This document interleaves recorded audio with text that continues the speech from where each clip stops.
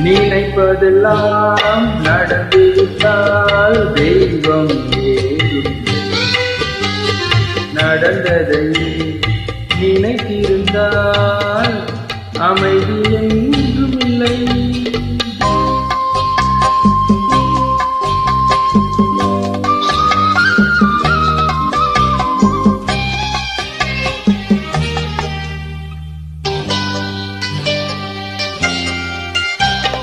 எங்கே வாழ்க்கை தொடங்கும் அது